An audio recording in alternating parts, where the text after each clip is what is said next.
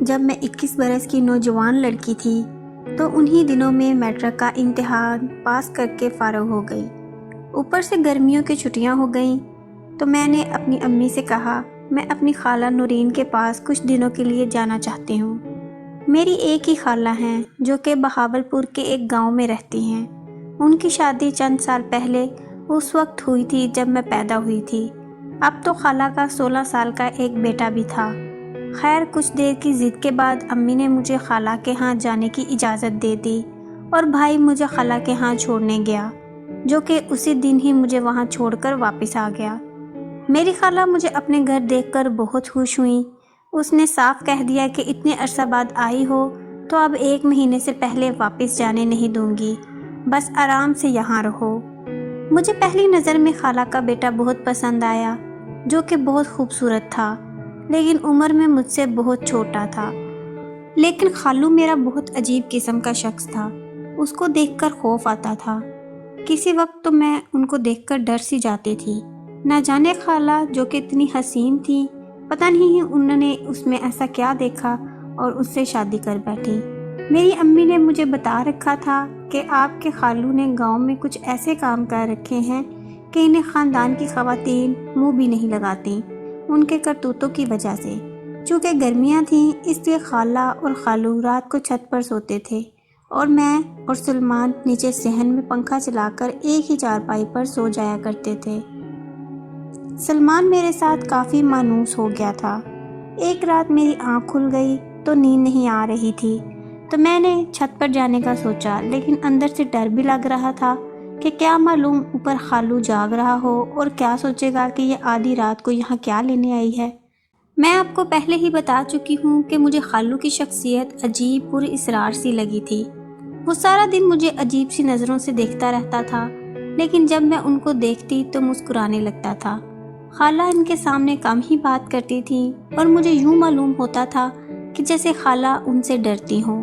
لیکن ایک بات یہ بھی تھی کہ خالو نے گھر میں خالہ کو ساری آسائشیں مہیا کر رکھی تھیں جس کی کسی بھی عورت کو خواہش ہو۔ خیر اب میں نے دبے پاؤں چھت پر جانے کا سوچا۔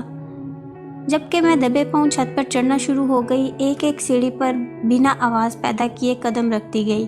میں چھت کے بالکل پاس پہنچ گئی۔ میں جیسے ہی چھت کے قریب پہنچی، میرے کانوں میں کچھ عجیب سی آوازیں پڑ رہی تھیں، جیسے کوئی تکلیف سے کرا رہا ہو، جیسے کوئی حیوان ہرا رہا ہو، یا جیسے کوئی کسی چیز کو زور زور سے فرش پر رگڑ رہا ہو۔ میں پریشان ہو گئی کہ آخر چھت پر ایسا کیا ہو سکتا ہے۔ خیر میں نے ڈرتے ڈرتے سر اوپر نکال کر دیکھا تو چاند کی روشنی میں ایک عجیب منظر دیکھا۔ خالو چارپائی پر لیٹا تھا اور خالہ اس کے سر میں سرسوں کے تیل سے مالش کر رہی تھی۔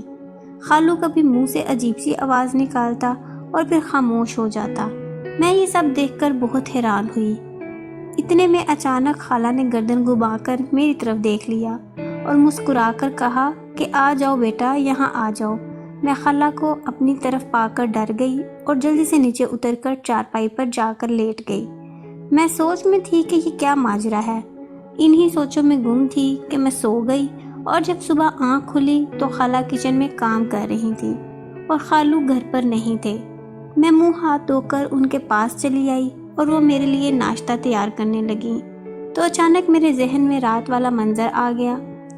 میں جھٹ سے ان سے سوال کر ڈالا۔ اس سے پہلے کہ میں کچھ بولتی، خالہ مجھے بتانے لگیں کہ ان کے سر میں عجیب سا درد اٹھتا ہے تو اسی وجہ سے میں ان کے سر میں تیل ڈال کر مساج کر دیتی ہوں۔ یہ سن کر مجھے انسان کی کرتوتوں اور پھر بے بسی پر رونا آ گیا کہ جب انسان کسی کو تکلیف دیتا ہے تو سمجھتا ہے کہ اس نے اوپر والے کی پکڑ میں کبھی آنا ہی نہیں ہے، اور جب کوئی پکڑ میں آتا ہے تو کہتا کہ مجھ پہ آزمائش آئی ہوئی ہے۔ یہ نہیں سوچتا کہ یہ آزمائش بھی اپنے ہی کرتوتوں کی وجہ سے ہے۔ یہ سن کر مجھے ترس آیا خالو پر اور ان سے ہمدردی ہو گئی، لیکن میں ان سے محتاط بھی زیادہ ہو گئی تھی کہ کیا معلوم وہ مجھے بھی اپنی ہوس کا نشانہ نہ بنا دے۔ پھر کچھ دن بڑی مشکل سے ڈر کر گزار کر واپس اپنے گھر آ گئی اور سکھ کا سانس لیا کہ شکر ہے میں تو ہوس کا نشانہ نہیں بنی۔